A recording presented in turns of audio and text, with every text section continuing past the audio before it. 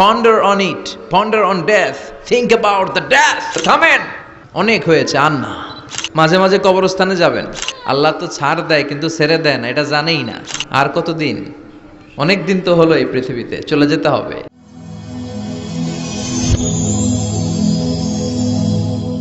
Rose TV 24. Enjoy by listening to the Holy Quran. We have to go back to our Lord. আমাদেরকে আমাদের রবের কাছে ফিরে যেতে হবে। নাকি থেকে যাবেন? থাকবেন কে কে?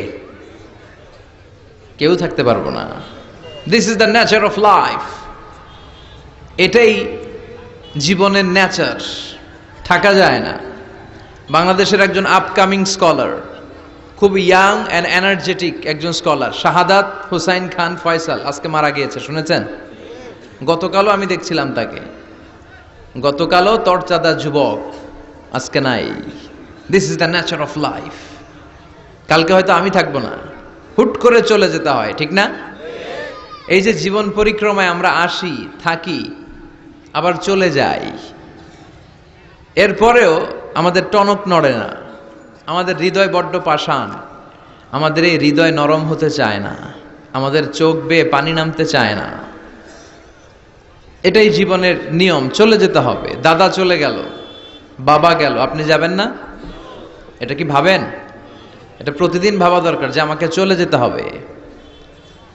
আমার পরবর্তী জীবনের জন্য, পরজগতের জন্য আসলে আমি কি করছি? আমরা শুধু ছুটছি, পাগলের মতো শুধু ছুটছি। আমরা ব্যস্ত, মহাব্যস্ত, সুপার বিজি।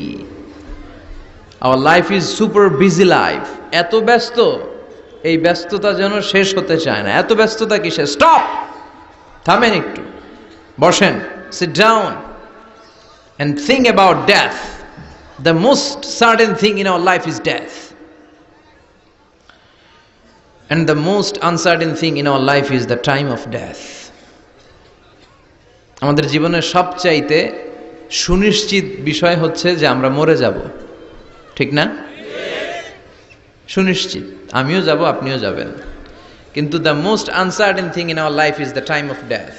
আর আমাদের জীবনের সবচেয়ে অনিশ্চিত বিষয় হচ্ছে মৃত্যুর সময়। আমরা কবে যাব আমরা কেউ জানি না।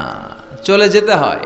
এই ছোট্ট থেকে কৈশোর, শৈশব থেকে কৈশোর, সেখান থেকে যৌবন, তারপরে অবিবাহিত থেকে হয়ে গেলেন বিবাহিত, তারপর স্বামী হয়ে গেলেন, এরপর হয়ে গেলেন বাবা, এরপর হয়ে গেলেন শ্বশুর, তারপর হয়ে গেলেন নানা।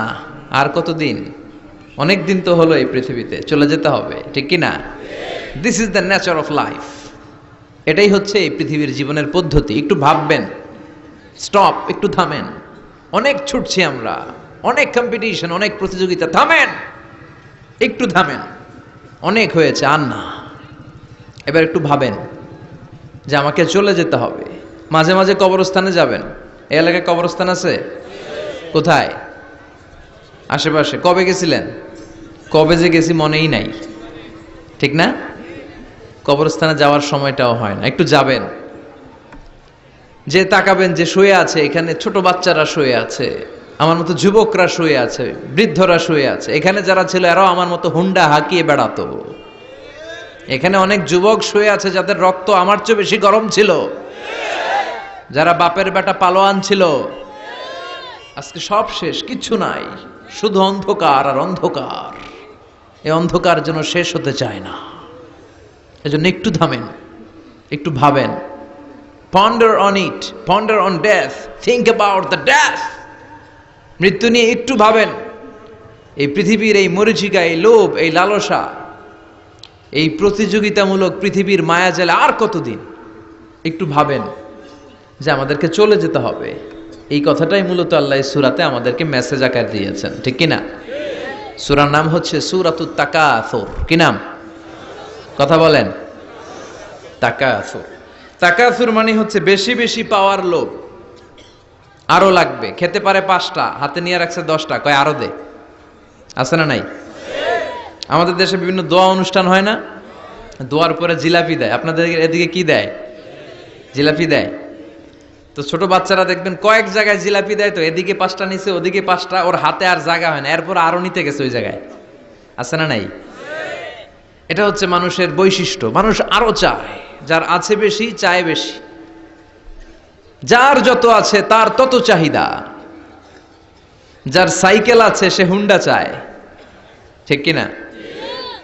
যার হুন্ডা আছে সে প্রাইভেট কার চায়, চায় না? যার প্রাইভেট কার আছে সে প্লেন চায়, একটা প্লেন যদি থাকতো আমার, খালি উঠতাম আকাশে। যার প্লেন আছে ও হেলিকপ্টার চায়, ঠিক কিনা? এই যে চাওয়া, আরো লাগবে, আরো আরো। যার 2 তলা সে 5 তলা বানাতে চায়, ঠিক কিনা? যার 4টা বাড়ি ও 8টা বাড়ি চায়, তাই না? এলাকার মেম্বার চেয়ারম্যান হতে চায়, চেয়ারম্যান এমপি হতে চায়, এমপি মন্ত্রী হতে চায়, মন্ত্রী কি হতে চায়? প্রধানমন্ত্রী হতে চায়। কিন্তু এদেশে অসম্ভব। কথা বলেন, এই দেশে সবাই প্রধানমন্ত্রী হতে পারবে? ঘুরে ফিরে 2-1 জন, ঠিক কিনা? তো যারাই প্রধানমন্ত্রীর আসনে বসে এই দেশে, আল্লাহ যেন তাদেরকে কোরআনের আলোকে এদেশ চালানোর তৌফিক দান করে। ইদানিং সময় দেখতে পাচ্ছি যে মাননীয় প্রধানমন্ত্রী শেখ হাসিনা অনেক বিষয়ে জিরো টলারেন্সে রয়েছেন। I do appreciate such kind of initiative in Bangladesh. এখন দেখতে পাচ্ছি যে দুর্নীতি দমন কমিশন আগের চেয়ে একটু সচল হয়েছে, ঠিক কিনা? বিভিন্ন মন্ত্রণালয়ের কাজের যে স্পিড, এটা একটু বেড়েছে। এটা যেন লোক দেখানো না হয়, এটা যেন সাময়িক সময়ের জন্য না হয়, এটা যেন একটা কন্টিনিউয়াস প্রসেস হয়, তাহলেই বাংলাদেশের উন্নতি হবে। চিল্লায় বলেন ঠিক কিনা? আমরা জনসাধারণ, আমরা খেটে খাওয়া মানুষ, আমরা খুব বেশি কিছু চাই না। আমরা চাই নিরাপত্তা, আমরা চাই দুবেলা দুমুঠো খেয়ে পড়ে থাকার অধিকার, আমরা চাই কথা বলার স্বাধীনতা, আমরা চাই চিন্তার স্বাধীনতা, আমরা চাই আসল অর্থে স্বাধীনতা। চিল্লায় বলেন ঠিক কিনা? এরকম একটা দেশ যেন আমরা গড়তে পারি, আল্লাহ তৌফিক দাও। তাহলে যার আছে যত বেশি তার চাহিদাও তত বেশি। এজন্য বিষ্ণু বলেছেন, উনজুর ইলা মান হুয়া আসফালা মিন, তোমার চেয়ে যে নিচে আছে তার দিকে তাকাও, তোমার চেয়ে যে উপরের দিকে আছে তার দিকে তাকিও না। উপরের দিকে তাকালে তোমার কষ্ট লাগবে, কিন্তু নিচের দিকে তাকালে তোমার শুকরিয়া আদায় করতে মন চাবে, ঠিক কিনা? শেখ সাদি রাহিমাহুল্লাহ নাম শুনছেন না? ওনার একবার আর্থিক ভাবে খুব খারাপ অবস্থা যাচ্ছিল, ওনার পায়ে জোতা ছিল না, কি ছিল না?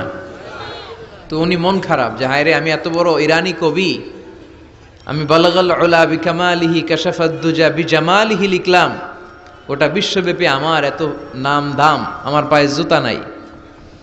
উনি বেজায় মন খারাপ করে রাস্তায় বেরিয়ে হাঁটছেন খালি পায়ে। হাঁটতে হাঁটতে হঠাৎ একটা লোকের দিকে তাকালেন, দেখলেন ওই লোকের 2টা পাই নাই।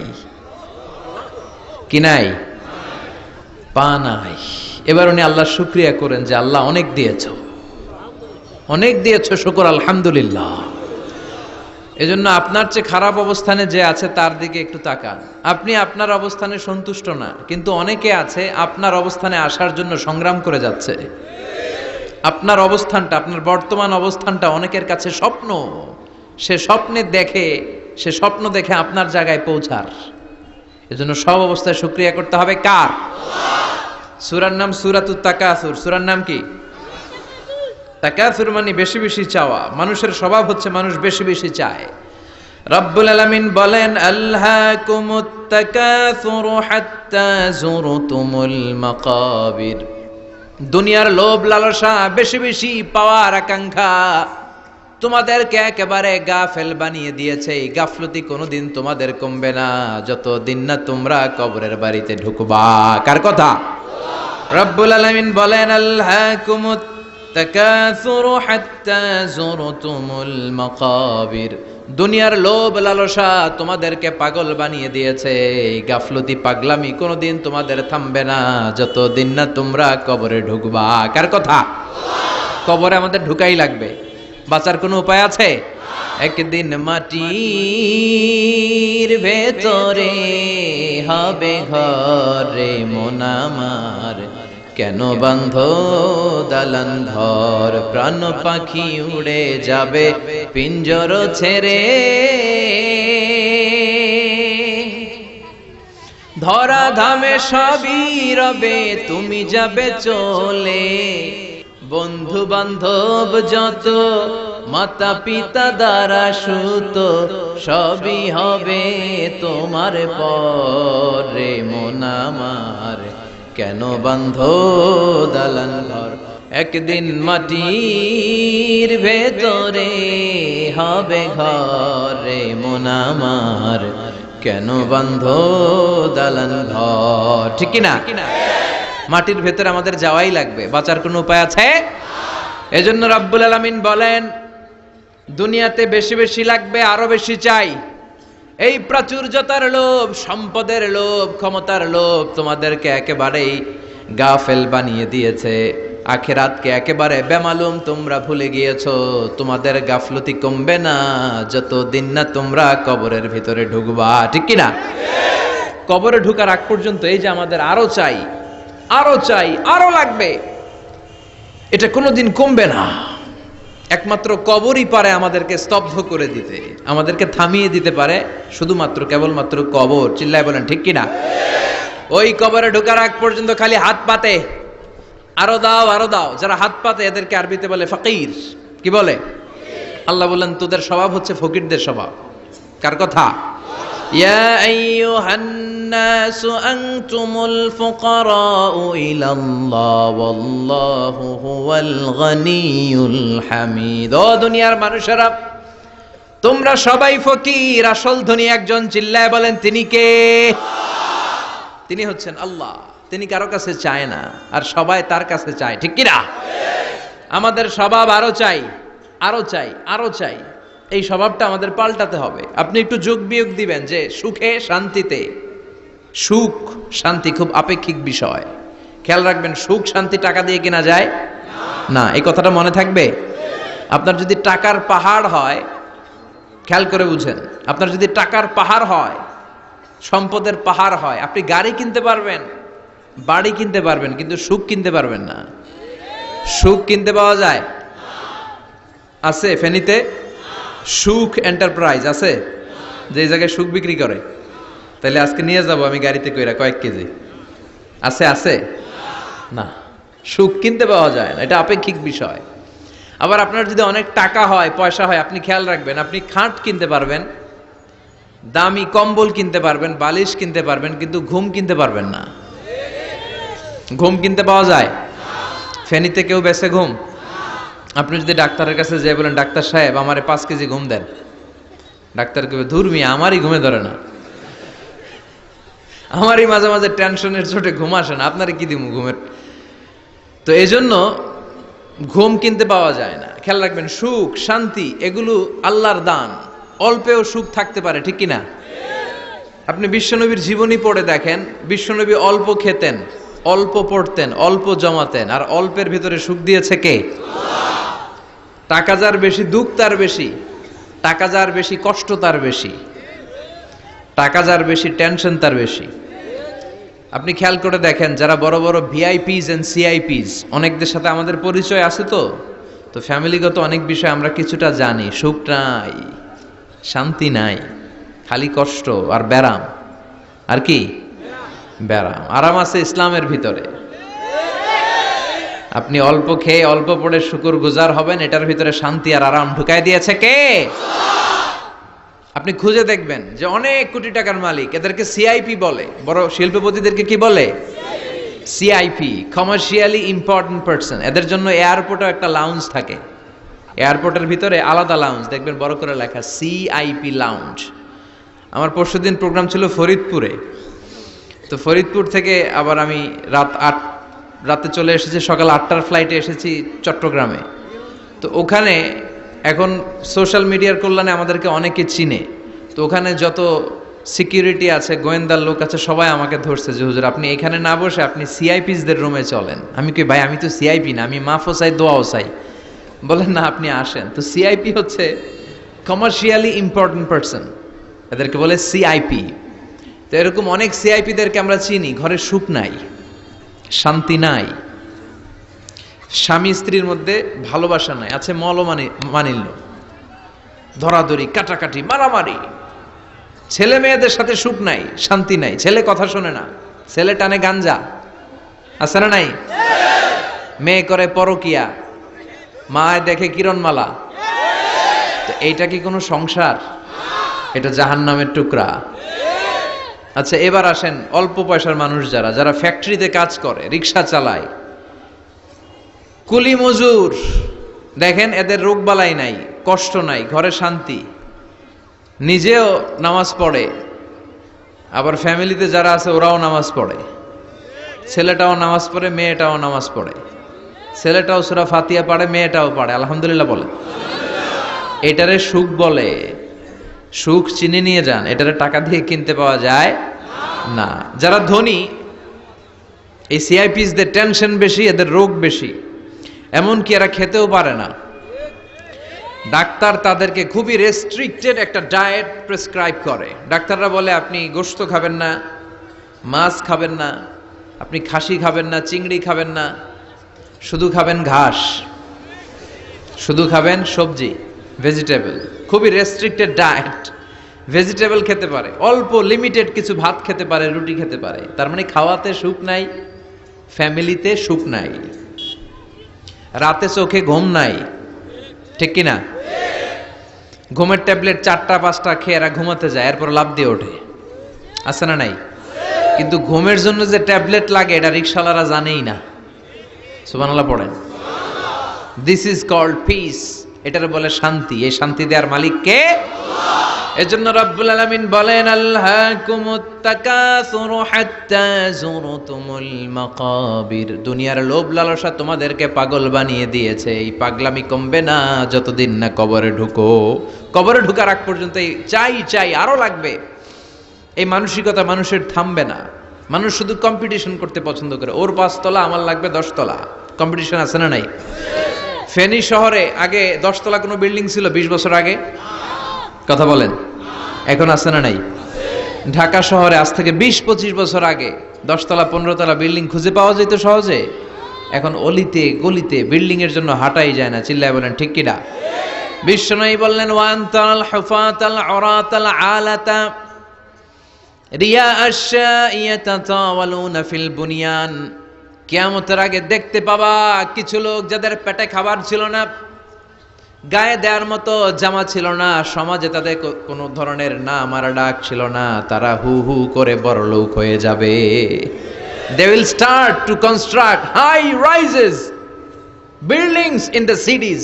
শহরে বড় বড় বিল্ডিং, টাওয়ার বানানোর প্রতিযোগিতা শুরু করবে। চিল্লায় বলেন ঠিক কিনা? এই টাওয়ার বানানোর প্রতিযোগিতা আছে না নাই? টাওয়ারের পর tower, Burj Al Khalifa, Petronas twin tower, Zamzam tower, Kingdom tower, Shanghai tower, গোটা বিশ্বব্যাপী লম্বা লম্বা টাওয়ারগুলো আছে না নাই? তার মানে মানুষের এই প্রতিযোগিতামূলক চিন্তাধারা, মেন্টালিটি কখনো কমবে না যতক্ষণ না সে কবরে ঢুকে। চিল্লায় বলেন ঠিক কিনা? আপনি গোটা বিশ্বব্যাপী যদি খেয়াল করেন যারা বড় বড় ধনকুবের আছে, বর্তমান পৃথিবীতে সবচেয়ে বড় ধনী লোকটার নাম কি চিনেন আপনারা ওনাকে? কি নাম? কত টাকার যে মালিক সে নিজেও জানে না। তার পকেট থেকে যদি 1 বান্ডিল টাকা পড়ে যায়, এই টাকাটা উঠাতে তার যত সময় লাগবে, এটা না উঠায় যদি সে হাঁটে, তার মেধার আইডিয়াগুলোকে কাজে লাগালে এর চেয়ে বেশি টাকা আরো জেনারেট হয়ে যাবে। কি পরিমাণে টাকার মালিক সে! বারেন ওয়াফেদ বারেন, কি নাম ওর? আল্লাহু আকবার। কত টাকার মালিক সে নিজেও জানে না। প্রিন্স ওয়ালিদ বিন তালালের নাম শুনেছেন? সৌদি ধনকুবের, সৌদি বর্তমান যে বাদশা তার আগের বাদশার ভাগিনা, কিংডম হোল্ডিং কোম্পানির মালিক। তার একটা প্লেন আছে, পার্সোনাল জেট প্লেন, যেটার 70% মেড অফ গোল্ড। একটা বিমান, যে বিমানের 70% স্বর্ণ দিয়ে বানানো। নাউজুবিল্লাহ পড়বেন না? আমার ব্রুনাইতে একটা প্রোগ্রাম ছিল, পৃথিবীর সবচাইতে বড় যে প্যালেস, রাজপ্রাসাদ, এটার নাম হচ্ছে ইস্তানা নুরুল ইমান। প্রায় 2000 কক্ষ আছে ওটার ভেতরে। ওই রুমগুলোর ভেতরে যে কমোড আছে, টয়লেটের কমোড, এগুলো মেড অফ গোল্ড, স্বর্ণ দিয়ে বানানো। নাউজুবিল্লাহ কইবেন না? এই ইস্তানা নুরুল ইমানের মালিক হচ্ছে ব্রুনাইয়ের সুলতান হাসান আল বালখিয়া। তার সংগ্রহে 500টা রোলস রয়েস গাড়ি আছে। কয়টা? যে রোলস রয়েস গুলার কমসে কম দাম হচ্ছে বাংলাদেশি টাকায় 8 থেকে 10 কোটি টাকা। এরকম কয়টা আছে? আচ্ছা, আপনারা উত্তর করেন যে একজন মানুষের আনন্দ ফুর্তি করতে, ঘুরতে, চিলিং করতে, আউটিং এ যেতে, লং ড্রাইভে যেতে সবাই মিলে ফ্যামিলির কয়টা গাড়ি লাগে? 5টা? 10টা? হ্যাঁ, তার সংগ্রহে রোলস রয়েস গাড়ি আছে 500টা। পোরশে, ফারারে, লাম্বরগিনি, ওডি, রেঞ্জ রোভার, এই জাতীয় বিশ্ববিখ্যাত যে ব্র্যান্ড, এই পরিমাণ কি পরিমাণ যে তার সংগ্রহে আছে, কালেকশনে আছে, তার কোনো শেষ নাই। তার মানে মানুষের মেন্টালিটি হচ্ছে যার আছে যত বেশি তার চাই তত বেশি। চিল্লায় বলেন ঠিক কিনা? এজন্য রাব্বুল আলামিন বলেন, আল্হাকুমুত তাকাসুরু হাত্তা যুরতুমুল মাকাবির। তোমাদের দুনিয়ার লোভ লালসা কোনোদিন কমবে না যতক্ষণ না তোমরা কবরের বাড়িতে ঢুকবা। ঠিক কিনা? এই কবরে ঢোকার আগ পর্যন্ত মানুষের সম্পদ আর অর্থের প্রতি লোভ লালসা আকাঙ্ক্ষা কখনো কমবে না। খেয়াল রাখবেন, সম্পদ উপার্জনে ইসলাম বাধা দেয় না। আপনি যদি হালাল পন্থায় উপার্জন করতে চান, এটারে হালাল রেখেছে কে? সম্পদ আপনি উপার্জন করবেন, খরচ করবেন, আপনার উপর জাকাত ফরজ হলে জাকাত দিয়ে দিবেন, কিন্তু সম্পদকে হৃদয়ে স্থান দেয়া যাবে। হৃদয়ে থাকবে কার ভয়? চিল্লায় বলেন কার? যাদের হৃদয়ে আছে আল্লাহর ভয়, তারা কভু পথ ভুলে যায় না। আল্লাহর প্রেম ছাড়া এই দুনিয়ায় কারো কাছে কোনো কিছু চায় না। রাতের আধারে যারা সেজদাতে রয়, দু চোখের শ্রুতে নদী যেন বয়। ছলনার হাতছানি যতই আসুক, পেছনে ফিরেও সে তাকায় না। যাদের হৃদয়ে আছে আল্লাহর ভয়, তারা কভু পথ ভুলে যায় না। আল্লাহর প্রেম ছাড়া এই দুনিয়ায় কারো কাছে কোনো কিছু চাই না, কারো কাছে কোনো কিছু চাই না। ঠিক কি না? মুমিনের অন্তরে তো মুমিন অর্থ সম্পদকে স্থান দিতে পারে না। মুমিনের অন্তরে মুমিন স্থান দিবে কাকে? চিৎকার করে বলতে হবে কাকে? তার মানে ইসলাম বলে তুমি সম্পদ উপার্জন করো, সম্পদকে তুমি আহরণ করো, কিন্তু সম্পদকে তুমি তোমার হৃদয়ে স্থান দিও না। হৃদয়ে স্থান দিবা কাকে? আবার সম্পদ পেয়ে যখন আপনি ধনী হয়ে যাবেন, জাকাত দেয়াটারেও ফরজ করেছে কে? দে জাকাত, দে জাকাত, তোরা দে রে জাকাত। তোর দিল খুলবে পরে, আগে খুলো খাত। দে জাকাত, দে জাকাত, তোরা দে রে জাকাত। পড়েন আমিন। আপনার দিল পরে খুলবে, আগে খুলতে হবে কি? হাত। হাত যাদের খোলা তাদেরকে পছন্দ করে কে? আবার বিশ্বনবী বললেন 7 শ্রেণীর ব্যক্তি আছে, যে 7 শ্রেণীর ব্যক্তিকে রব্বুল আলামিন কিয়ামতের ময়দানে আরশের নিচে ছায়া দিবে। ওই 7 শ্রেণীর মধ্যে 1 শ্রেণীর ব্যক্তি এমন ব্যক্তি, ওই ব্যক্তি ডান হাত দিয়ে যেটা দান করে, তার বাম হাত ওই দানের ঘটনা টের পায় না। ডান হাতে দেয় কিন্তু বাম হাত টের পায়। তার মানে গোপন দান। কি দান? গোপন দান আল্লাহর কাছে খুব প্রিয়। গোপন দানের মধ্য দিয়ে আল্লাহর ক্রোধ রাগ কমে যায়। এজন্য গোপনে দান করবেন। আপনি মাহফিলে লোক দেখিয়ে 1 লক্ষ টাকা দিলেন, 10 লক্ষ, এটার মধ্যে যদি রিয়া থাকে, শো অফ, লোক দেখানো মানসিকতা থাকে, এটা হয়ে যাবে হাবা আম্মানসুরা। মিজানের পাল্লা এটার কোনো ওজন হবে না। আর আপনি রাত্রিবেলা লুকিয়ে লুকিয়ে মসজিদের পাশ দিয়ে যাচ্ছিলেন, দেখলেন যে দান বক্স, পকেট থেকে 2 টাকার নোট বের করে দিয়েছেন, এটারে মিজানের পাল্লায় উহুদ পাহাড়ের সমান ভারী করবে কে? এজন্য আল্লাহ বলেন, গোলাম তোর গোপন দান আমার কাছে প্রিয়। বান্দা যখন গোপন দান করে, ওই গোপন দানকে আল্লাহ বাড়াতে থাকে, যদিও এটা পরিমাণে কম। আল্লাহু আকবার। গাভীর মালিক যখন নতুন বাছুর পায়, গাভী যখন বাছুর দেয়, উটের মালিক যখন নতুন উটের বাচ্চা জন্ম দেয়, উটের মালিক বড্ড খুশি হয়ে যায়।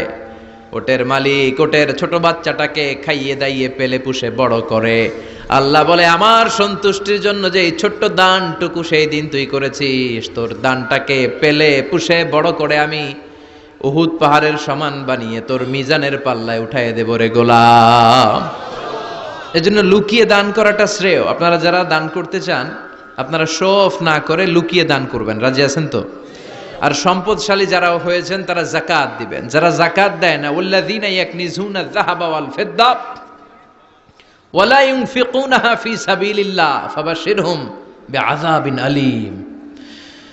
রব্বুল আলামিন বলেন, নবী যারা সম্পদের মালিক, 10টা 20টা ফ্ল্যাটের মালিক, একরের পর একর জমির মালিক, বিশাল সম্পদের মালিক, তারপরেও সম্পদ জমিয়ে রাখে, আল্লাহর রাস্তায় যাকাত দেয় না, তাদেরকে আপনি কঠিন আযাবের সুসংবাদ দেন। পড়েন নাউজুবিল্লাহ। আওয়াজ করে বলেন তো, আযাবের সুসংবাদ হয় না দুঃসংবাদ? হচ্ছে দুঃসংবাদ, কিন্তু আল্লাহ বললেন আযাবের সুসংবাদ দাও। তার মানে এই আযাবটা যেন তেন কোনো আযাব নয়, এটা ভয়ঙ্কর একটা আযাব। এটা যেন তেন আযাব নয়। 1000 বছর জাহান্নামের ভেতরে জ্বালিয়ে রাখা লোহার খুন্তি দিয়ে আপনার পেটে একটা ছেক দেয়া হবে, কপালে একটা ছেক দেয়া হবে, পিঠের মধ্যে ছেক দেয়া হবে। নাউজুবিল্লাহ পড়েন। এজন্য আল্লাহ বললেন কঠিন মর্মন্তুদ আযাব আর শাস্তি, পানিশমেন্টের সুসংবাদ দাও। ছেলে গণিত পরীক্ষায় ফেল করেছে, মা বলে তুই ফেল করছস, তোর আব্বা এসে এমন মাইট দিবে, মাইট দিলে মজা টের পাবি। আচ্ছা আওয়াজ করে বলেন, মাইট দিলে কি মজা পাওয়া যায় না ব্যথা পাওয়া যায়? কিন্তু মা বললেন যে মজা টের পাবি, তার মানে মাইটটা যে কড়া মাইট হবে, শাস্তিটা হবে বড় ডেঞ্জারাস শাস্তি। এই শাস্তির তীব্রতা, মাইরের তীব্রতা বোঝানোর জন্য মা মজার কথা বলেছেন। চিল্লায় বলেন ঠিক কিনা?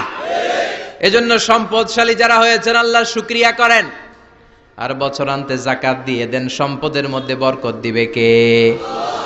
সাইয়েদনা মুসা আলাইহিস সালামের নাম শুনেছেন?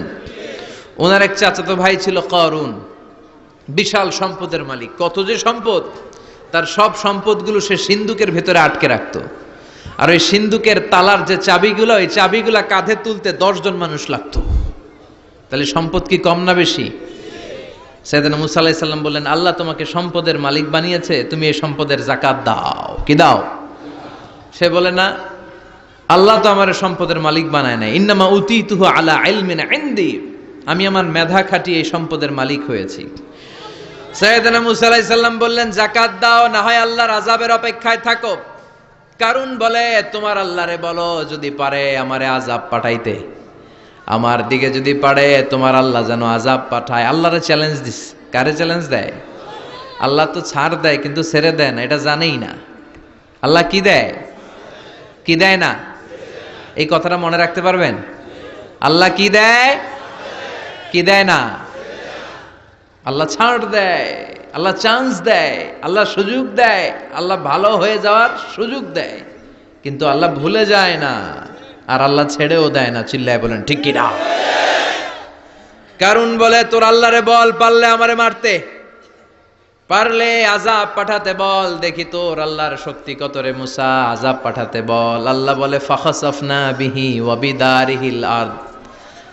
এই কথা বলার সাথে সাথে কারুনের বিশাল সিন্ধুকের বাক্স, স্বর্ণের বাক্স, রূপার বাক্স, সম্পদের বিশাল বিশাল সিন্ধুকগুলো সহ কারুনকে আমি জামিনের মধ্যে দাবিয়ে দিলাম। নাউজুবিল্লাহ পড়েন। জামিনে। এটা একটা আশ্চর্যজনক শাস্তি। এই শাস্তি আবার অন্যদেরকে আল্লাহ দেয় নাই।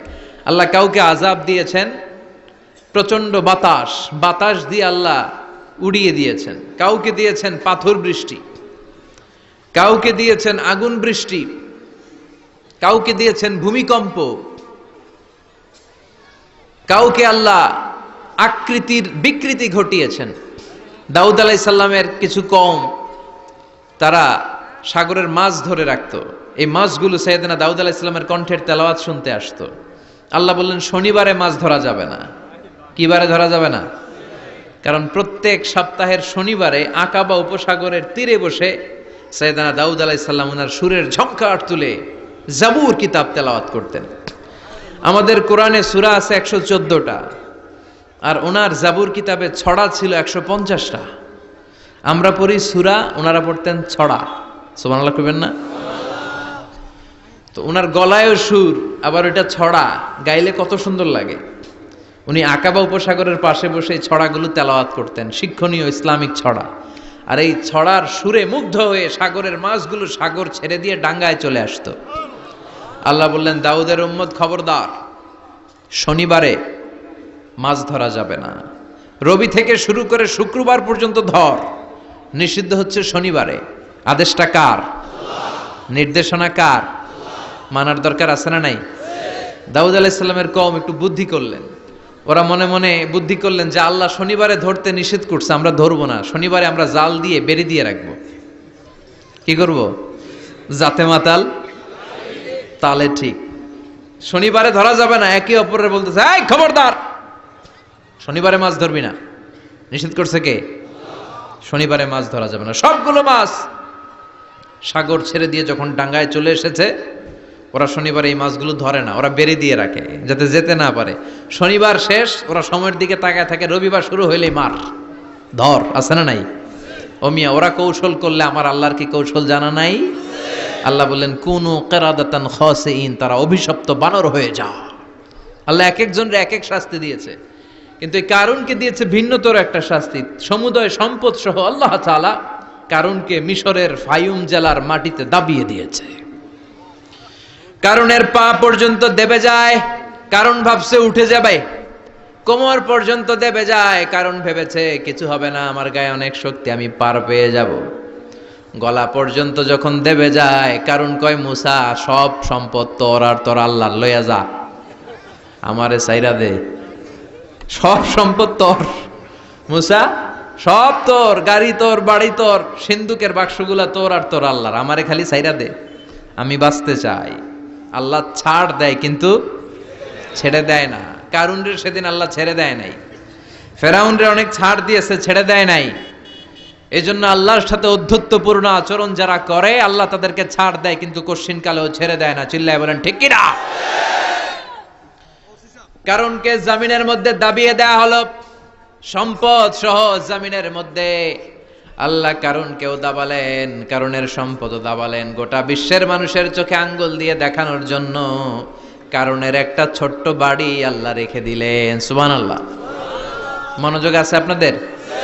তাকবীর পড়েন, লিল্লাহি তাকবীর। এই যাকাত যদি না দেন, আপনার এই আদরের সম্পদগুলো, ব্যাংক ব্যালেন্স, আপনার প্রাইস বন্ড, আপনার ফ্ল্যাটগুলো, আপনার একর একর জমিগুলো কিয়ামতের দিন কি হবে জানেন? সুজাআন আকরা, টেকো সাপ। সাপের মাথায় চুল হয়, জানেন? এই যে ফানা ধরে না, এইটা হচ্ছে সাপের মাথা। এখানে সাপের মাথায় কিছু পশম হয় আর চুল হয়, কিন্তু যেই সাপ বেশি বিষাক্ত, বিষের ঠেলায় ওই চুল পড়ে যায়, এই জায়গায় চুল। আবার দেখতে যায় না আজকে সাপ ধইরা একেবারে শেষ করে দিবে। তো আল্লাহ যে সাপগুলো দিয়ে আমাদেরকে পানিশমেন্ট দিবে, এগুলো তো দুনিয়ার সাপের মতো, তাই না? এগুলো মনে হয় অ্যানাকোন্ডার মতো, C snake, rattle snake, king cobra, black mamba, Python, এই জাতীয় সাপ না। সুজাআন আকরা, টেকো সাপ, মাথায় চুল নাই, এক একটা ছোবলে আপনার পুরো দেহটা ভেনোমাস হয়ে যাবে, পয়জনাস হয়ে যাবে। এক ছোবলে দেহটা 70 গজ জামিনের নিচে চলে যাবে। এজন্য যাকাত দেয়ারে আবশ্যক করে দিয়েছে কে? এখন আবার যাকাতের শাড়ি আর লুঙ্গি সমাজে আছে না নাই? আল্লাহর কসম করে বলছি, যাকাতের শাড়ি, যাকাতের লুঙ্গি বলতে কিছু নাই। এগুলো এমন শাড়ি মশারির চেয়েও পাতলা। এগুলো আপনি গরিবদের হাতে তুলে দেন কি করে? এই ঠাট্টা করার স্পর্ধা আপনাকে কে দিয়েছে? অনেক ভিআইপি সিআইপিসরা আছে, অ্যানাউন্স করে দেয়, আমার ওই বাংলো বাড়ির সামনে ফেব্রুয়ারির অত তারিখে আসবেন সবাই, 14ই ফেব্রুয়ারি আসবেন, ভালোবাসার শাড়ি দিয়ে দিব সবাই। তো এই পাতলা শাড়ি নেওয়ার জন্য আসে মহিলারা, শাড়ি দিবে 5000, মানুষ আসছে 1 লাখ, পদপৃষ্ঠ হয়ে মারা যায়, এরকম আছে না নাই? আপনার যাকাতের শাড়ি নিতে এসে ম্যানেজমেন্টের অভাবে, সুন্দর ব্যবস্থাপনার অভাবে পদপৃষ্ঠ হয়ে যারা মারা গেল, এদের হত্যার দায়ভার আপনি কিয়ামতের দিন এড়াতে পারবেন না। চিল্লায় বলেন ঠিক কিনা? যাকাত এসেছে দারিদ্র্য বিমোচনের জন্য। To wipe out the poverty from the society. সমাজ থেকে আপনি দারিদ্রতাকে ঝাড়ুপেটা করে বিদায় করবেন। এজন্য এসেছে যাকাত। একজন লোককে যখন আপনি যাকাত পে করবেন, এমন পরিমাণে যাকাত আপনি তাকে দিবেন যে তার জন্য আর অন্য কোথাও যাকাতের লাইনে যে হাত পাতা না লাগে। কথা বুঝতে পেরেছেন? এজন্য যাকাতের শাড়ি, যাকাতের লুঙ্গি কোনোদিন দিবেন না। আপনি 10,000 জনকে দেওয়ার দরকার নেই, আপনি 10 জনকে দেন, 10টা সিএনজি কিনে দেন। তাদের ঘরে যদি কর্মক্ষম ছেলে পেলে থাকে, অটো রিক্সা কিনে দেন, সিএনজি কিনে দেন, একটা অস্ট্রেলিয়ান গাই কিনে দেন, দুধ বিক্রি করে ফ্যামিলিটা চলবে, ঠিক কিনা? আপনি একটা চায়ের টং দোকান করে দেন, একটা ঝালমুড়ির দোকান করে দেন, তাহলে তার এই কাজের মধ্য দিয়ে তার পুরো ফ্যামিলিটা লিড করতে পারবে। চিৎকার করে বলেন ঠিক কিনা? এইভাবে যাকাত দিতে রাজি আছেন তো? আপনাদের মধ্যে থেকে যদি কারো যাকাত ফরজ না হয়, আপনাদের আত্মীয় স্বজনদের মধ্যে যাদের যাকাত ফরজ হয়েছে, এই মেসেজটা পৌঁছে দিতে হবে। রাজি আছেন? রাজি আছেন? এজন্য রাব্বুল আলামিন বলেন, আলহাকুমুত তাকাসুর হাত্তা যুরতুমুল মাকাবির। দুনিয়ার লোভ কোনোদিন তোমাদের কমবে না যতদিন না তোমরা কবরে ঢুকো। কবরে ঢোকার আগ পর্যন্ত আমাদের লোভ কমবে? চিল্লায় বলেন, কমবে না। আমরা এই দুনিয়াটাকেই সব মনে করি, আসলে এটা কি সব? কথা বলেন, আসলে এটা সব না। আমরা চাক্ষুষ যখন মালাকুল মাউতকে দেখতে পাবো, তখন আমাদের টনক নড়বে। আমরা প্রত্যেকেই কিন্তু মালাকুল মাউতকে দেখব, বিশ্বাস হয়? প্রত্যেকেই আমরা দেখব, ভালো হলেও দেখব, খারাপ হলেও দেখব। নিজ চোখে আমরা মালাকুল মাউতকে দেখতে পাবো, আর আমাদের রূহ তিনি কবজ করে নিয়ে যাবেন। চিৎকার করে বলেন ঠিক কিনা?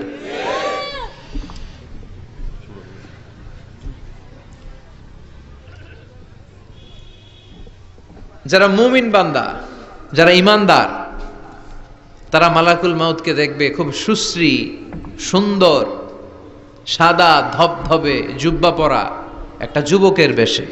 আলহামদুলিল্লাহ পড়েন। আপনারা ইনশাল্লাহ এই সূরাতে মালাকুল মাউতকে দেখবেন।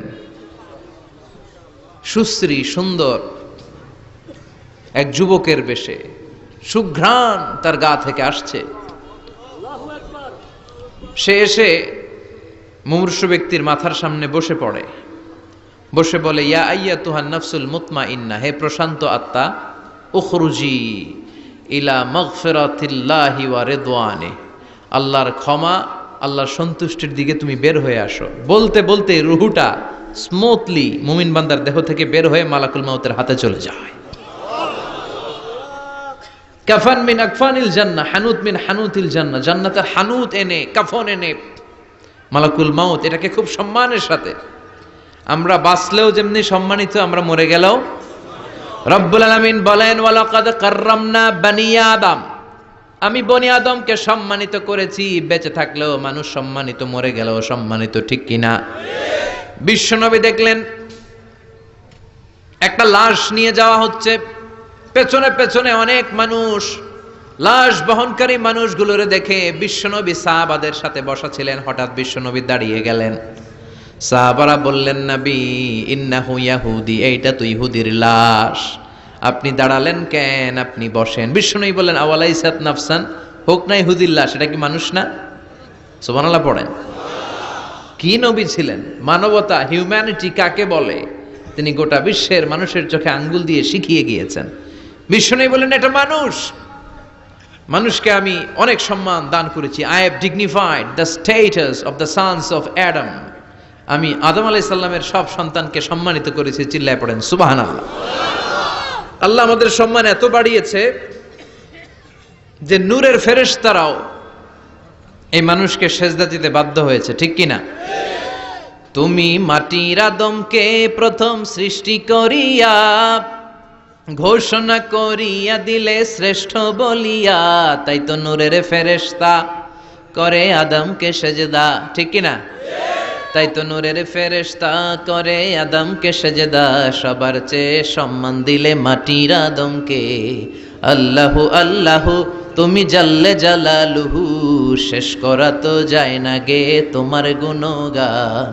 আল্লাহু আল্লাহু, সুবহানাল্লাহ পড়েন। তার মানে মানুষের সম্মান আছে না নাই? এই মুমিন বান্দাকে আল্লাহ এত সম্মান দেয়, মালাকুল মাউত পুরুষের আকৃতিতে আসে, যুবকের আকৃতিতে আসে, ধবধবে সাদা জুব্বা পরে জান্নাতি কাফনে করে রুহুটা নিয়ে এল্লিনে চলে যায়। আল্লাহ আমাদের মৃত্যুটা যেন এরকম ইমানের মৃত্যু হয়। আরো জোরে পড়েন আমিন। আর যারা কাফের, আহলুস শিমাল, বামপন্থী, ইসলাম বিরোধী, এরাও মালাকুল মাউতকে দেখে, তবে ভয়ঙ্কর আকৃতিতে দেখে। ভয়ঙ্কর, যত কুৎসিত হতে পারে একজন মানুষের চেহারা, যত দুর্গন্ধ বেরোতে পারে একজন লোকের দেহ থেকে, এরকম ভয়ঙ্কর অগ্নিমূর্তি নিয়ে মালাকুল মাউত তার কাছেও আসে, সেও দেখে। তবে এসেই মালাকুল মাউত ত্রাস সৃষ্টি করে। কি সৃষ্টি করে? আপনারা হাইওয়েতে বাসে করে ঢাকায় যেতে কখনো ডাকাতের কবলে পড়েছেন? কেউ কেউ কেউ হয়তো পড়েছেন। ডাকাতরা কি করে জানেন? ডাকাতরা সংখ্যায় কম। পড়েছ, অনেকে পড়েছ, তাদের অভিজ্ঞতা আছে। ডাকাতরা সংখ্যায় 5 জন, বাসে আছে 50 জন, তারপরে 50 জন কাঁপতে থাকে। এর কারণ ডাকাতরা এসেই শুরুতে একটা ত্রাস সৃষ্টি করে। ওরা রামদা দিয়ে, চাকু দিয়ে এলোপাথাড়ি কোপায় পুরুষগুলোরে, যাতে রক্ত দেখে ভয়ে যা যা আছে আগে রেডি করে রাখে। কথা কন? মালাকুল মাউত ইসলাম বিরোধী আর গাদ্দার গুলোর মাথার সামনে এসে ত্রাস সৃষ্টি করে। এসে বলে, ইয়া আইয়াতুহান নাফসুল খাবিসা, হে পাপাত্তা বের হ। দুনিয়াতে ইসলাম রে অনেক বাস দিয়েছিস, আল্লাহর নবীকে অনেক গালি দিয়েছিস, ইসলামী আইনের বিরোধিতা করেছিস, ইসলামী আন্দোলনের 12টা বাজিয়েছিস। একটার পর একটা বলে ত্রাস সৃষ্টি করে, আর লোকটা কাঁপতে থাকে ভয়ে। আর বলে, ইয়া আইয়াতুহান নাফসুল খাবিসা, পাপাত্তা বের হয়ে আয়, বের হ। মুমিনের আত্মা যেমনি ডাক দেওয়ার সাথে সাথে স্মুথলি বের হয়েছে, কাফের আর মুশরিক ইসলাম বিরোধীদের আত্মা কেউ এরকম তাড়াতাড়ি বের হবে নাকি? উখরুজি ইলা গাদাবিল্লাহ, আল্লাহর রাগ, ক্রোধ আর ঘৃণার দিকে আত্মা তুই বের হয়ে আয়। বেরোয় না। আত্মা একবার ডানে দৌড় মারে, একবার বাঁয়ে দৌড় মারে, সামনে মারে, পেছনে মারে, আত্মাটা শুধু ছোটাছুটি করে। এবার মালাকুল মাউত গায়ে যত জোর আছে টেনে টেনে টেনে হিচড়ে আত্মাটারে বের করে নিয়ে আসে। আল্লাহ, এই মরণ থেকে তুমি আমাদেরকে বাঁচাও। একটা জীবিত ছাগলকে জবাই না করে তার চামড়া দেহের এক জায়গা থেকে উল্টো দিকে টেনে হিচড়ে বের করলে সে যতটা ব্যথা পায়, এর চেয়ে বেশি ব্যথা কষ্ট দিয়ে ইসলাম বিরোধীদের রুহু কবজ করা হয়। এজন্য সেদিনের অপেক্ষায় আমরা সবাই আছি, ঠিক কিনা? তখন বোঝা যাবে কার কত ক্ষমতা, তখন বোঝা যাবে কার প্রতিফল কিরকম হবে, কার আবাসস্থল কোথায় হবে, কে ডানপন্থী, কে বামপন্থী, কে জান্নাতি জাহান্নামী, সেদিন সব গোমর ফাঁস হয়ে যাবে। এজন্য রাব্বুল আলামিন বলেন, আলহাকুমুত তাকাসুরু হাত্তা যুরতুমুল মাকাবির। দুনিয়ার লোভ লালসা তোমাদেরকে একেবারে পাগল বানিয়ে ফেলেছে। ক্ষমতার লোভ, টাকার লোভ, খ্যাতির লোভ, যশের লোভ তোমাদেরকে এমন পাগল বানিয়েছে, আখিরাতকে বেমালুম তোমরা ভুলে গিয়েছো।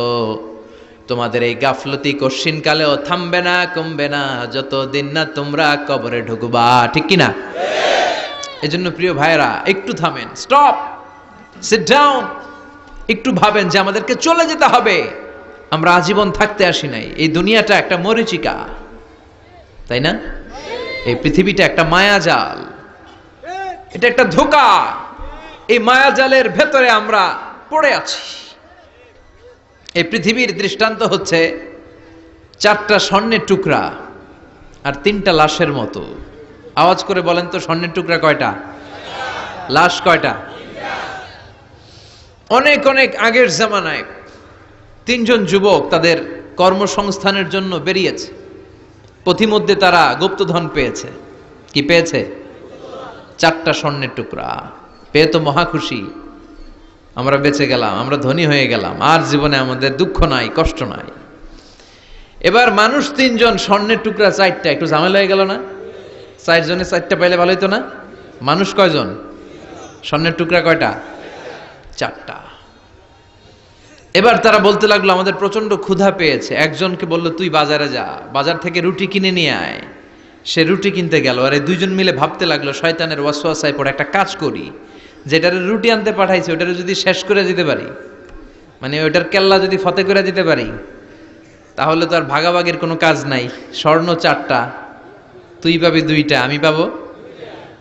আর যে রুটি আনতে গিয়েছে সে মনে মনে ভাবে রুটিতে যদি 20 মাখায় নিতে পারি। দেখছেন খেলা? আল্লাহু আকবার। রুটিতে কি মাখায় নিতে পারি? 20। তাহলে এই 2টারে 20 মাখানো রুটি খাওয়ায় দিলাম, 4টাই আমার। আমার আর ধরে কে? তো যেই চিন্তা ওই কাজ। ওরাও রুটির সাথে, উনিও রুটির সাথে 20 মাখাইছে, এরাও রেডি হয়ে আছে কখন আসবে। আসার সাথে সাথে ওইটারে ধইরা আইজো মায়ের কাইলো মায়ের মাইরা ওইটার ভর্তা বানায় ফেলাইছে। ওইটা অক্কা পাইছে, শেষ। এবার 2 বন্ধু মহা খুশি, তুই 2টা আমি 2টা, লাফাইতেছে আনন্দে। এক বন্ধু কয় লাফাইস কম, ক্ষুধা লাগছে অনেক, আগে খেয়ে নেই। আগে কি করি, এবার প্যাকেট থেকে 20 মাখানো রুটি বের করে রুটি খাই, ওই 2টাও শেষ। 4টা স্বর্ণের টুকরার জায়গায় পড়ে আছে, আর 3টা লাশ পাশে পড়ে আছে। হাযিহি মাসালু হায়াতিদ দুনিয়া, এটাই তো দুনিয়ার জীবনের দৃষ্টান্ত। বাড়ির জায়গায় বাড়ি পড়ে থাকবে, ক্ষমতার মসনদের চেয়ারটা জায়গায় পড়ে থাকবে, মানুষগুলো থাকবে না, ঠিক কিনা? আপনি খেয়াল করে দেখেন, আপনারা যদি কেউ জিজ্ঞেস করে ভাই এই বাংলো বাড়িটা কার, আপনি খুব গর্ববোধ করে বলেন যে এটা আমার বাড়ি, বলেন না? একটু খেয়াল করেন, আপনার বাবা যখন এই বাড়িতে থাকতো, কেউ যখন জিজ্ঞেস করতো বাড়িটা কার, আপনার বাবাও বলতো এটা আমার বাড়ি। আপনার দাদাও খুব পরিচয় দিত, এটা আমার বাড়ি, এই বাড়ি কার? আমার। আপনার দাদার দাদার দাদাও বলতো এটা আমার বাড়ি। আপনি মরে গেলে এই বাড়িটাই, যেটারে আপনি আমার আমার বলে আগলে রাখতেন, আপনার ছেলে তখন শুরু করবে আমার। কথা কন? ছেলে মরে গেলে নাতি বলবে আমার। ছেলে বা নাতি যদি এই জায়গাটা বাড়িটা বিক্রি করে দেয়, যাদের কাছে বিক্রি করা হলো, তখন তারা শুরু করবে আমার, ঠিক কিনা? পরের জায়গা পরের বাড়ি, ঘর বাঁধিয়ায় আমি রই, আমি তো সেই ঘরের মালিক নই। সবকিছুর আসল মালিক কে? সেজন্য আল্লাহ বললেন আলহাকুমুত তাকাসুরু হাত্তা যুরতুমুল মাকাবির। দুনিয়ার লোভ লালসা তোমাদের কমবে না যতদিন না তোমরা কবরে ঢুকবা। বিষ্ণু বললেন লাউ আন্না লিকুল্লি ইবনি আদম ওয়াদিয়ান মিন যাহাব, পৃথিবীর প্রত্যেকটা মানুষকে যদি আল্লাহ একটা করে স্বর্ণের পাহাড়ের মালিক বানিয়ে দেয়, আহাব্বা আইয়াকুনা লাহু ওয়াদিয়ান, সে আরো একটা স্বর্ণের পাহাড়ের মালিক হওয়ার চেষ্টা করবে। ওয়ালাই ইয়ামলা আফাহু ইল্লা তুরাব, কবরের মাটি ছাড়া তার এই লোভ লালসা, অতিরিক্ত চাওয়া পাওয়ার ইচ্ছা কোনোদিন কেউ থামাতে পারবে না। একটু বুঝে শুনে উত্তর দেন, একটা স্বর্ণের পাহাড়ের মালিক যদি আমি হই, আমি আমার 14 পুরুষ এটারে বিক্রি করে করে খেয়েও কি শেষ করতে পারবো? আপনি পাহাড় দেখছেন কত বড়, যে স্বর্ণের পাহাড় যদি হয়, এটার বেচে খেয়ে মজমাস্তি করে আমাদের 14 পুরুষের জীবন কেটে যাবে, তাহলে আরেকটা পাহাড় দিয়ে আমি কি করব? এটা মানুষের স্বভাব, যার আছে বেশি সে চায় বেশি। আল্লাহ বলে থাম, একটু থাম, অনেক হয়েছে, আর না, তোমাকে চলে যেতে হবে। এই পাগলামির মায়া জালে আর পড়ে থেকো না, ঘুমন্ত বিবেকটাকে জাগাও, আখিরাতের সামানা তৈরি করো। চিল্লায় বলেন ঠিক কিনা? হাত্তা যুরতুমুল মাকাবির, এই কবর জিয়ারত তোমাকে করতে হবে। কবর হলো এমন জায়গা, এটা হলো মরণের পরে আখিরাতের প্রথম ধাপ। বিশ্বনবী বললেন এই ধাপটা যদি সহজ হয়, আখিরাতের বাকি ধাপগুলোরে সহজ করে দিবে কে? আর এই কবরের প্রশ্নের উত্তর যদি উল্টা পাল্টা হয়ে যায়, প্রথম ধাপের প্রশ্নের উত্তর যদি গোলমাল পেকে যায়, পরের ধাপগুলোতে মায়ের আছে না নাই? বিশ্বনবী বললেন মুমিনদের জন্য এই কবরে প্রশ্ন থাকবে কয়টা? কথা কন? 4টা। যারা ইসলাম বিরোধী, যারা কাফের, যারা মুশরিক, যারা বামপন্থী, তাদের থাকবে 3টা। মুমিনদের জন্য 4টা। মুমিনদের প্রথম প্রশ্ন, হু ইজ ইউর লর্ড? মার রব্বুক, তোর রবের নাম কি? চিল্লায় বলেন আমাদের রব কে? আল্লাহ আমারে রব, দমে দমে তনু মনে তারি অনুভব। আল্লাহ আমারে রব, তোমার দুনিয়াতে আমি যেদিকে তাকাই, অথই নিয়ামাতে ডুবে আছি সবাই। পাকপাখালির গানে শুনি তসবি কলরব, তসবি কলরব। পড়েন, আল্লাহ আমার রব। প্রথম প্রশ্ন করা হবে, মার রব্বুক, তোর রবের নাম কি? চিল্লায় বলেন, আমাদের রব কে? দ্বিতীয় প্রশ্ন, আমা দীনুক, তোর ধর্মের নাম কি? আমাদের ধর্মের নাম কি? বিশ্বনবীর চেহারা দেখিয়ে বলা হবে, আতারিফু মান হাযার রাজুল, এই লোকটারে চিনো কিনা? আমরা বলবো চিনি। উনি আমাদের পেয়ারা নবী, ঠিক কিনা?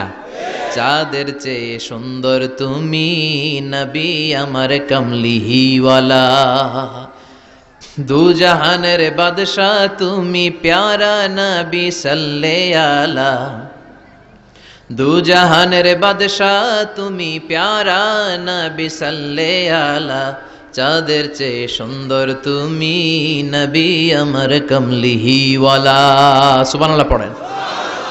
আমরা বিশ্বনবীর চেহারা দেখা মাত্রই চিনে যাব, ঠিক কিনা?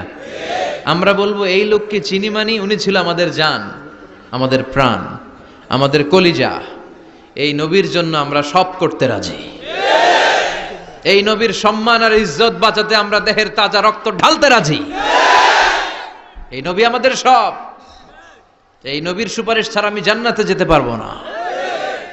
এই নবীর আমরা চিনি, মানি উনি তো আমাদের পেয়ারা নবী। এই তিনটা প্রশ্নের উত্তর যখন পেরে যাবেন আপনারা ইনশাআল্লাহ, চতুর্থ একটা প্রশ্ন, ওয়ামা ইলমুক, হোয়াটস ইউর নলেজ? তুমি কিভাবে শিখলা? তুমি কি নকল করে শিখেছো না জেনে বুঝে? আপনাকে বলতে হবে কোরআন থেকে জেনে, হাদিস থেকে মেনে মেনে আমি শিখেছি।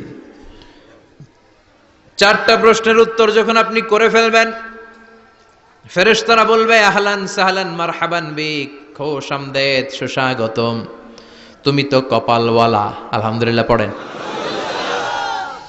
ইফতাহু লাহু বাবুন ইলাল জান্নাহ, তার কবর থেকে জান্নাতের দিকে একটা দরজা খুলে দেয়া হবে। ওয়া ইফসাহু লাহু কবরুহু ৭০ যিরান, তার কবরটারে ৭০ হাত লম্বা বানিয়ে দেয়া হবে। ওয়া ইউলবাসু মিন লিবাসি আহলিল জান্নাহ, জান্নাতের দুইটা পোশাক তার গায়ের মধ্যে পরিয়ে দেয়া হবে। এরপরে ফেরেশতারা বলবেন, নাম কানাউমিল আরুস, ঘুমাও। বাসর রাতে বর যেমনি কনেকে নিয়ে প্রশান্তির ঘুম দেয়, আনন্দের ঘুম দাও, ঘুমাও। আপনি আরামসে ঘুমাবেন। আলহামদুলিল্লাহ পড়েন। এই ঘুম আপনার ভাঙবে না যতক্ষণ না ইসরাফিলের সিঙ্গার ফুৎকার না আসে। আপনার এই ঘুম আর ভাঙবে। আর যারা ইসলামের বিপক্ষের শক্তি, কাফির মুশরিক, তাদেরকেও বসানো হবে মালাকা নাসওয়াদা নাজরাকান, নীলাবচ কৃষ্ণ বর্ণের দুইজন ফেরেশতা আসবে। এদের চোখ থাকবে নীল, গায়ের রং কালো। দেখতে কেমন লাগবে রে ভাই? আল্লাহু আকবার। এসে বলবে, বস, আনসার দে, মার রব্বুক, তোর রব কে? ও আল্লাহ জানবে না। ও বলবে, লা আদ্রি, আমি কিছু জানি না। আমি ভালো মানুষ, আমারে মাফ করে দেন, আমারে ছাইরা দেন, আমি জানি না রব কে। কয় দাঁড়া, আর দুইটা বাকি প্রশ্ন, এরপরে দেখাইতেছি ফাইনাল খেলা। দ্বিতীয় প্রশ্ন, ওমা দীনুক, তোর ধর্মের নাম কি? কয় জানি না, মাফ করে দেন। লা আদ্রি, আমি ধর্ম টর্ম জানি না, আমি তো চিয়ার্স করতাম, চিয়ার্স, আমি ড্রিঙ্কস খাইতাম, আমি ধর্ষণে সেঞ্চুরি করতাম, আমি শাহবাগের মঞ্চে উঠে ইসলামের বিরুদ্ধে ভাষণ দিতাম। আমার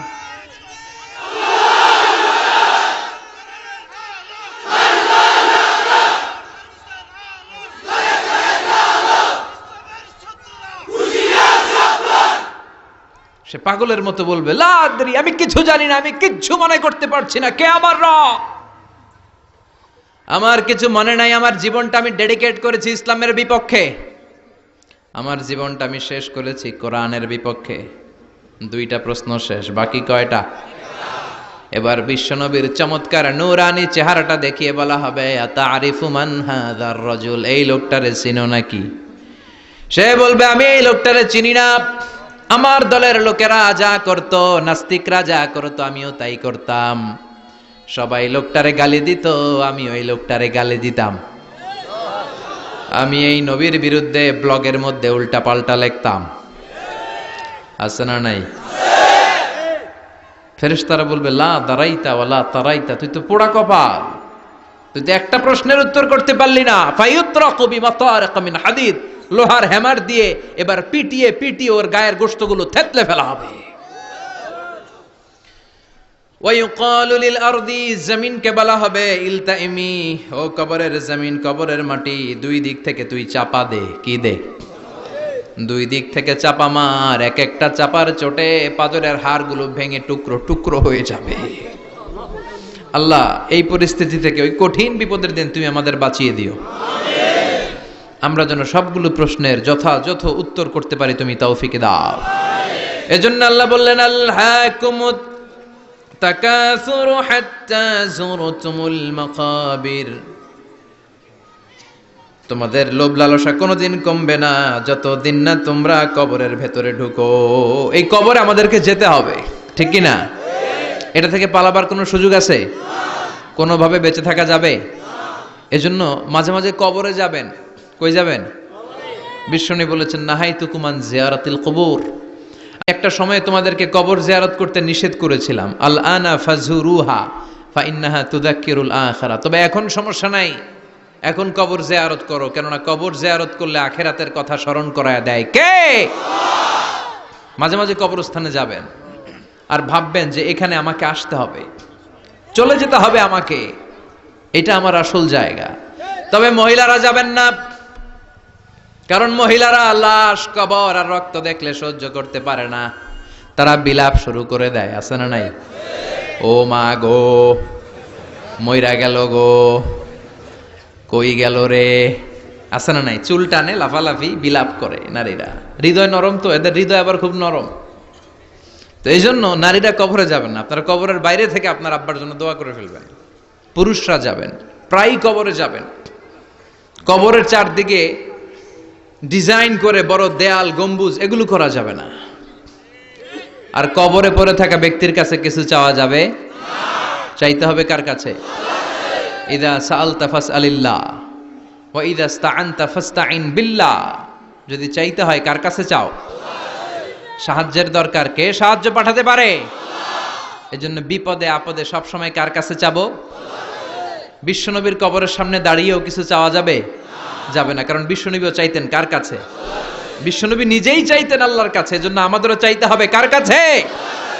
আল মাইয়িতু ফিল কবর কাল গরীকু ফিল বাহর, সাঁতার না জানা ব্যক্তি সাগরে পড়ে গেলে যেমন অসহায়, মরে গেলে মানুষটা তার চেয়েও বেশি অসহায়, ঠিক কি না? অসহায় কবরের মানুষ আপনারে কি দিবে? দিবেন তো আপনি। আপনি যেই তার জন্য দোয়া করবেন, ফাতিহা পাঠ করবেন, ইখলাস পাঠ করবেন, তার জন্য মাগফিরাত কামনা করবেন, আপনি দোয়া করলে তার জীবনের গুনাহ ক্ষমা করে দিবে কে? কিন্তু সে কি আপনার বিপদ থেকে মুক্ত করতে পারে?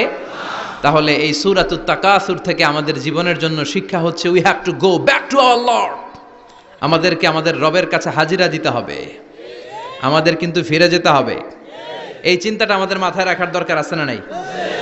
চিল্লায় বলেন, মাথায় রাখার দরকার আছে না নাই? আজকে থেকে মাঝে মাঝে একটু ভাবা যাবে না যে আমাদেরকে চলে যেতে হবে? সাইয়েদনা ওমর ফারুক বলতেন, মুতু ক্বাবলা আন তামুতু, মরার আগে একবার মরো। হাসিবু ক্বাবলা আন তুহাসাবু, আল্লাহ তোমার হিসাব নেওয়ার আগে তুমি একবার তোমার নিজের হিসাব নাও। বাড়িতে বসে দাগ কাটবেন, ভালো কাজ খারাপ কাজ লিখবেন, ভালো কয়টা করছেন, খারাপ কয়টা করছেন, এবার নিজে একটু হিসাব করেন আপনার অবস্থা কি হতে পারে। বিছানায় একবার চোখ বন্ধ করে লম্বা হয়ে শটান হয়ে শুয়ে যান, আর ভাবেন আপনি নাই। লোকজন কান্নাকাটি করবে, অ্যানাউন্স করা হবে আমাদের অমুক ভাই দুনিয়াতে নাই। বিকেল 4টায় জানাজা শুরু হয়ে যাবে। হাজার হাজার আপনার বন্ধু বান্ধবরা এসে কাঁদবে, জানাজা দিয়ে খাটিয়াতে করে কবরে রেখে দিয়ে আসবে। কেউ সাথে যাবে না, কেউ না। এই ঘটনাটা আমার, আপনার, আমাদের সকলের জীবনে ঘটতে যাচ্ছে।